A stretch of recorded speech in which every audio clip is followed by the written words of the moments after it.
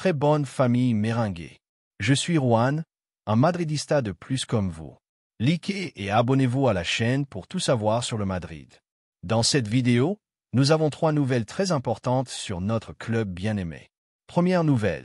Le Real Madrid a parlé et l'a fait avec la clarté, la fermeté et la détermination qui ont toujours distingué l'institution la plus grande du football mondial. Il n'y a pas de place pour les doutes ni de marge pour les improvisations. Dani Ceballos, malgré toutes les rumeurs d'été, les soupirs pour son Betis de cœur et malgré même les déclarations qu'il a faites pendant ses vacances à Séville qui ont provoqué plus d'un mal de tête à Valdebea, restera joueur du Real Madrid et ne le fera pas par inertie ni par manque d'options, mais parce que le club a été catégorique.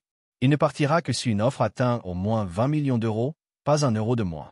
Ce chiffre n'est pas le fruit du hasard ni produit de la spéculation. Il répond à une évaluation interne minutieuse, à une stratégie sportive claire et à une conviction institutionnelle. Ceballos est un actif valable, exploitable et donc ne sera pas bradé. Le Real Madrid ne se laisse pas emporter par les sentimentalismes ni par les pressions externes. Ici, les décisions sont prises avec le poids de l'écusson et avec une vision qui regarde toujours au-delà du court terme.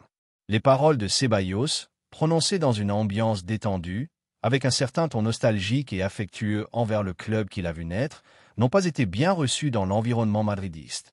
Non parce que les émotions sont interdites en aucun cas, mais parce que le Real Madrid est une entité où les formes comptent et beaucoup. À Chamartin, on apprécie le travail silencieux, la fidélité non déclarée et le professionnalisme constant. Parler d'un possible retour au Betis, sans avoir eu auparavant une conversation sérieuse avec la direction, a été perçu comme une erreur, un geste malheureux qui, bien qu'il ne brise rien de manière définitive, a laissé des cicatrices dans certains secteurs du club. Mais ce qui distingue le Real Madrid de tant d'autres équipes est sa capacité à séparer l'émotionnel du structurel. On ne réagit pas par impulsion, on analyse, on dialogue, on décide. C'est pourquoi, après l'agitation initiale, Ceballos a été convoqué à une réunion avec la direction, dirigée par Florentino Pérez et José Ángel Sánchez. Là, face à face, le message qui marque son avenir immédiat lui a été transmis.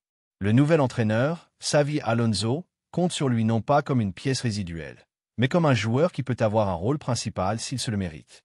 Le Real Madrid n'est pas en position ni n'a besoin d'affaiblir son effectif pour une phrase mal mesurée ou une nostalgie mal exprimée. Ceballos a un contrat, a de la qualité et a devant lui la possibilité de faire un pas en avant dans sa carrière, de se réinventer et de montrer qu'il peut être utile dans une équipe qui continue de concourir pour tous les titres. Le milieu de terrain andalou est convoqué pour se réincorporer le 4 août prochain. Ce jour-là commencera la pré-saison et avec elle l'examen le plus important de sa carrière récente. Il n'y aura pas de filet médiatique, ni de boucliers émotionnels, ni de discours dans les microphones. Seulement du travail, seulement du football, seulement de la performance. Parce que dans ce club, ce qui est valorisé n'est pas ce qui est dit, mais ce qui est fait. Les mots s'envolent, les faits restent. En ce qui concerne le Betis, l'intérêt est plus émotionnel que réel. Les fans verdiblanco rêvent de son retour et c'est compréhensible, mais les chiffres commandent. Et depuis Héliopolis, ils ont déjà fait savoir qu'ils ne peuvent ni ne veulent atteindre les 20 millions exigés par le Real Madrid. Ce n'est pas une question de sentiment, mais de durabilité. Même si Ceballos s'intègre dans le projet bétique, le club sévillan n'est pas en mesure de compromettre sa structure financière pour un seul transfert. Et à Chamartin, il n'y a pas l'intention de négocier à la baisse. Ici, les joueurs ne sont pas donnés, ils sont valorisés, respectés. Du point de vue du madridisme, la décision de la direction est impeccable.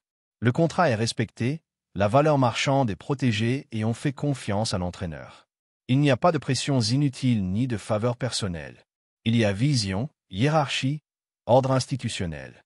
Ceballos est un joueur qui, malgré ses hauts et ses bas, a montré avoir des conditions très spécifiques qui peuvent être utiles. Capacité d'association, bonne lecture tactique et un rythme de jeu qui peut apporter dans des contextes très concrets. Il n'est pas un titulaire indiscutable, mais il n'est pas non plus un rejet. Et c'est là que Xavi Alonso entre en jeu. Le nouvel entraîneur représente le renouveau, l'exigence et la connaissance profonde de ce que signifie porter l'écusson du Real Madrid. Son arrivée a généré de l'enthousiasme, mais aussi des attentes. Avec lui, il n'y a pas de place pour l'indolence ni pour les zones de confort. Chaque joueur commence à zéro, y compris Ceballos. S'il veut avoir un rôle principal, il devra le démontrer avec attitude, avec engagement et avec humilité. L'entraîneur basque évaluera le présent, pas le passé. Il évaluera la performance, pas les déclarations. Pour Dani, c'est une opportunité unique, une de plus, peut-être la dernière. Le train du Real Madrid ne passe pas 2 fois fréquemment et celle-ci peut être sa station définitive. S'il s'engage, s'il se concentre, s'il laisse derrière lui la nostalgie et se concentre sur ce qu'il a devant lui, il peut être une ressource précieuse dans une longue saison, exigeante et pleine de défis. Parce que le Real Madrid, plus qu'un club, est un écosystème de compétitivité maximale.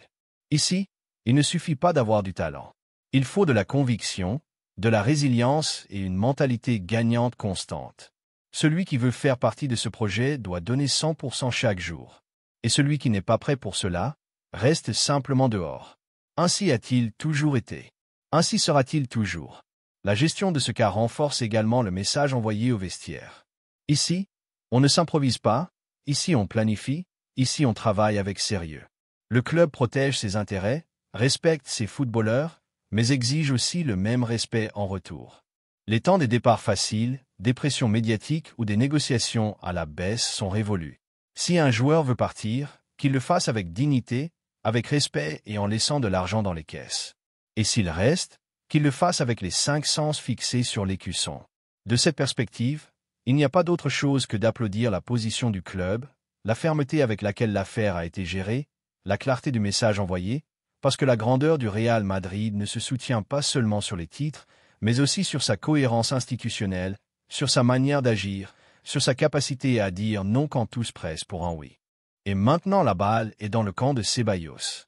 Il a la parole, ou mieux dit le ballon, parce qu'au Real Madrid les mots sont de trop. Ici, on parle avec le jeu, avec l'engagement, avec la passion pour la compétition. S'il veut continuer, il doit le démontrer à chaque passe, à chaque récupération, à chaque minute qu'on lui donne. Et s'il n'est pas disposé, ce sera le club lui-même qui lui montrera la porte. Mais seulement si une offre juste arrive. Les fans ont aussi leur mot à dire dans cette histoire, et sûrement les opinions seront divisées. Il y a ceux qui pensent que Ceballos est déjà sorti émotionnellement du club, que le mieux serait de conclure le lien, mais il y a aussi ceux qui croient qu'il mérite une opportunité de plus, que son talent est toujours là, attendant d'être exploité dans le contexte approprié. Quelle que soit la position, ce qui est certain c'est que le Real Madrid a agi avec sérieux, avec bon sens et avec vision d'avenir. Deuxième nouvelle. La deuxième nouvelle concerne une importante décision dans le club. Xavi Alonso a fait clair dès le premier moment qu'il n'est pas disposé à hypothéquer son projet sportif pour des noms qui ne correspondent plus à l'idée footballistique qu'il veut implanter au Real Madrid. Son arrivée sur le banc blanc a supposé un souffle d'air frais, mais aussi une exigence claire. Construire un effectif à sa mesure avec des pièces qui s'ajustent tant sur le plan tactique que physique et mental. Dans ce contexte, la situation de Ferland Mendy a été scellée. Le latéral français, qui est arrivé un jour comme un pari sérieux pour donner stabilité au côté gauche, n'entre plus dans les plans du nouvel entraîneur. Et cette décision, loin d'être improvisée, fait partie d'une feuille de route que la direction sportive partage pleinement. Depuis la direction dirigée par Florentino Pérez, il y a un soutien ferme à Xavi Alonso. Le club considère qu'il est temps de fermer un cycle avec Mendy, qui a alterné des performances acceptables avec de longues périodes à l'infirmerie et dont la présence dans l'effectif a cessé d'être une garantie. Le pari sur Alvaro Carra, jeune latéral avec projection et ambition, n'a pas été un hasard. Le corps technique l'a suivi avec attention et a été agréablement surpris par sa performance et sa maturité, surtout dans les entraînements et les matchs amicaux de pré-saison que l'équipe dispute sur le territoire américain. Xavi n'a pas voulu perdre de temps, il évalue joueur par joueur, ligne par ligne et son verdict concernant Mendy a été direct et ferme. Il ne fait pas partie de son projet. Et quand un entraîneur du Real Madrid parle avec cette clarté, la machinerie du club se met en marche pour trouver des solutions. Le message pour l'entourage de Mendy a été sans équivoque. Il a la liberté de chercher une nouvelle destination. On ne lui fermera pas les portes, ni on ne le retiendra de force. Mais en même temps, le club espère que le joueur mettra aussi du sien et comprendra que son cycle au Santiago Bernabéu est arrivé à sa fin. La décision est risquée, peut sembler l'être aux yeux de certains, mais pour beaucoup de Madridistas, parmi lesquels je m'inclus, c'est une décision logique, cohérente et nécessaire. Le Real Madrid ne peut pas vivre de la nostalgie ni du passé. Cet écusson exige une excellence constante et celui qui n'est pas en mesure de rendre au niveau le plus élevé doit laisser la place à d'autres. Il ne s'agit pas de mépriser Mendy, mais de reconnaître que sa performance, diminuée par des problèmes physiques constants, a cessé d'être compétitive pour un effectif qui aspire à tout. Xavi Alonso sait ce qu'est le Real Madrid. C'est ce que signifie jouer au Bernabéu, la pression, l'exigence, le poids de chaque match. En tant que joueur, il a vécu ces moments intenses dans l'élite et maintenant en tant qu'entraîneur, il veut transmettre ce caractère à ses décisions. Il n'a pas peur de prendre des mesures impopulaires s'il croit que c'est le mieux pour le groupe. Et dans ce cas, sa décision a tout le sens du monde. Parfois, pour faire un saut de qualité, il faut fermer des étapes. Et celle de Ferland Mendy, aussi bon qu'aient été ces moments, a déjà donné tout ce qu'elle pouvait offrir. Certains pourraient penser que le club devrait attendre de voir si Mendy retrouve sa meilleure version. Mais combien de temps peut-on attendre? Combien d'opportunités doit-on donner à un joueur qui a été plus souvent hors du terrain que sur le terrain au cours des 2 dernières saisons? Au Real Madrid, il n'y a pas de place pour la patience illimitée et encore moins quand on a un effectif compétitif, des jeunes affamés et un corps technique décidé à révolutionner le vestiaire. La méritocratie doit prévaloir et aujourd'hui, Mendy n'a pas démontré qu'il mérite de rester.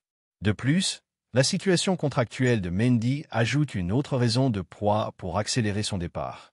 Il a un contrat jusqu'en 2027 et un salaire élevé qui ne se justifie pas par la performance offerte. Libérer cette fiche et générer un espace dans l'effectif permettra au club de maintenir sa structure sportive et financière avec intelligence. Et il ne faut pas oublier que plusieurs clubs européens suivent avec attention la situation du latéral français. En France, en Italie et même en Angleterre, il y a de l'intérêt, bien qu'aucune offre ferme n'ait encore été formalisée.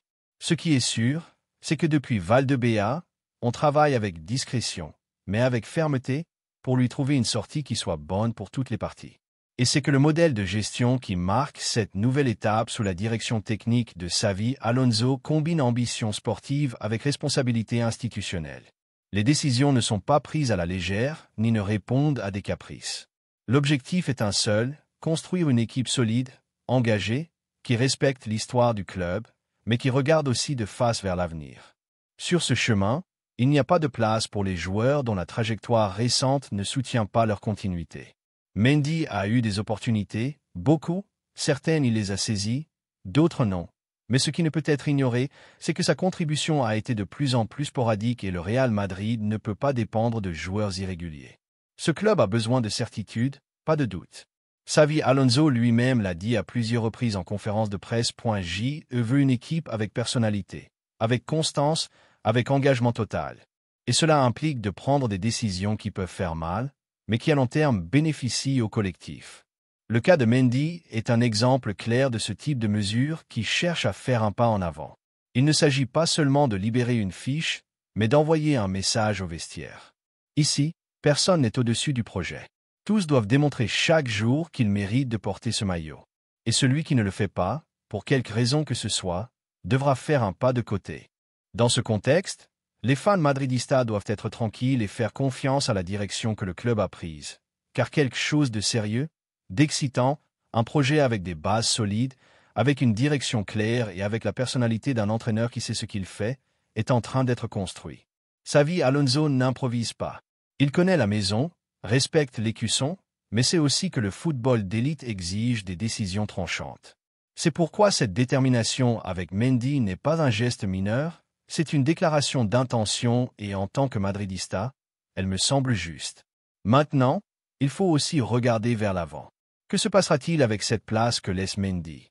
Qui prendra ce relais de manière définitive? Le club a déjà commencé à travailler dessus. Alvaro Carra montre des signes et a beaucoup de marge de progression, mais on n'exclut pas que le marché offre de nouvelles opportunités. L'important est que celui qui arrive ou qui se consolide comprenne ce que signifie occuper ce côté gauche au Real Madrid. Engagement absolu, responsabilité, performance immédiate.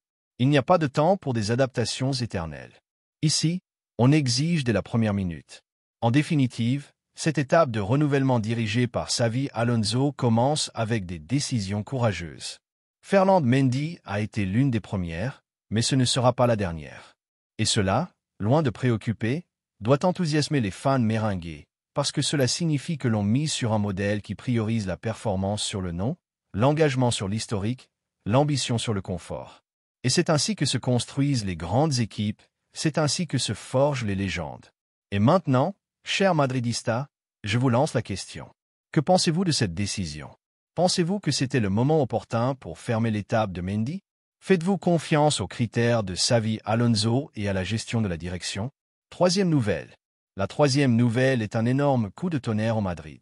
Le Real Madrid pourrait affronter des semaines intenses et agitées qui mettront à l'épreuve la fermeté du club, la sérénité de sa direction et l'unité du vestiaire. Depuis l'Arabie Saoudite et plus précisément depuis Riyad, les nouvelles qui arrivent ne laissent personne indifférent. L'Al-Nassr, équipe dans laquelle brille Cristiano Ronaldo, prépare une offre stratosphérique de 350 millions d'euros pour s'attacher les services de Kylian Mbappé. L'opération, qui cherche à être le coup le plus impactant de l'été, ne briserait pas seulement tous les records financiers du football moderne, mais laisserait aussi un tremblement de terre de conséquences au Santiago Bernabéu. Les Saoudiens ne sont pas seulement obsédés par le recrutement de stars, ils cherchent des symboles, des figures qui incarnent le pouvoir médiatique et sportif qu'ils souhaitent projeter au monde entier. Mbappé, avec sa jeunesse, sa capacité de buteur, son ambition sans limite et son impact global, représente ce profil de joueur qui ne gagne pas seulement des matchs, mais vend des maillots, attire des investissements et donne de la visibilité internationale à une ligue qui, jusqu'à il y a peu, était dans l'ombre du panorama footballistique. En Arabie, où le football est devenu un instrument stratégique au service du pouvoir, il y a de l'argent pour réaliser même les rêves les plus fous. Les 350 millions qu'il serait prêt à offrir ne sont pas une invention ni une rumeur sans fondement. C'est une menace réelle qui pourrait se matérialiser en question de jours. À Valdebea, toutes les alertes ont été déclenchées, mais le Real Madrid ne bouge pas avec nervosité. Ce n'est pas un club qui agit par panique, mais qui répond avec intelligence, avec vision d'avenir et avec une conviction qui s'est forgée au cours de plus de 100 ans de grandeur. Dans les bureaux du Bernabéu, cette possibilité est analysée avec le sang-froid de celui qui sait que même une tempête peut se transformer en vent favorable si l'on navigue avec décision. Et c'est que bien que le départ de Mbappé aurait sans aucun doute un écho médiatique majeur, il ouvrirait aussi la porte à une possibilité unique de réorganisation sportive économique. Il est indéniable que les rumeurs autour de cette opération se sont intensifiées ces derniers jours. La mère du joueur, Faisal Amari, n'a pas nié qu'il existe des contacts avec des émissaires saoudiens, ce qui en soi est déjà un signe que le scénario est plus ouvert que beaucoup ne le pensaient. En France, où les médias suivent chaque pas de Mbappé à la loupe, on envisage sérieusement la possibilité qu'il accepte cette aventure exotique. Certains y voient un échec du projet madridiste, mais d'autres, peut-être plus proches du quotidien du club blanc, savent que tout n'est pas ce qu'il semble, car nous ne pouvons pas ignorer que l'arrivée de Mbappé, bien que célébrée par une bonne partie du madridisme, n'a pas été un chemin de rose. Son transfert a généré une attente démesurée, mais a aussi altéré les équilibres internes. Cela s'est remarqué dès les premiers entraînements, dès les premières concentrations, dès les premières conférences de presse. La figure du Français absorbait toute l'attention, tous les projecteurs, et cela, dans un vestiaire aussi riche en talent et en personnalité, génère des tensions. Certains y ont vu un privilège démesuré, un traitement spécial qui ne se gagne pas seulement avec le nom et la trajectoire, mais avec l'humilité et l'engagement quotidien. Maintenant, avec Xavi Alonso sur le banc, les règles du jeu ont changé. L'entraîneur basque a été très clair. Il n'y a pas de joueurs intouchables. Personne n'a son poste garanti. Celui qui veut faire partie du nouveau projet devra se le mériter sur le terrain et respecter les valeurs du groupe. Cette déclaration d'intention est plus qu'une consigne, c'est un avertissement à tous. Et dans ce contexte, le possible départ de Mbappé, loin d'être une faiblesse, pourrait être le premier pas vers la reconstruction d'un groupe plus uni, plus engagé, plus concentré. Du point de vue d'un madridista qui place l'écusson au-dessus de tout nom, je ne peux que voir d'un bon œil l'option de vendre Mbappé pour un montant historique de 350 millions d'euros. C'est une somme que aucun club dans l'histoire n'a reçue pour un joueur. Nous parlons d'une opportunité sans précédent pour consolider la stabilité économique du club et préparer le terrain pour la prochaine décennie. Ce n'est pas un départ par nécessité, c'est une opportunité stratégique. C'est la possibilité d'investir avec intelligence, de construire sans précipitation, de choisir des profils qui veulent vraiment faire partie de l'histoire du Madrid et pas seulement augmenter leur curriculum personnel. N'est-il pas logique d'accepter une offre comme celle-ci si le joueur n'est pas complètement concentré sur le projet?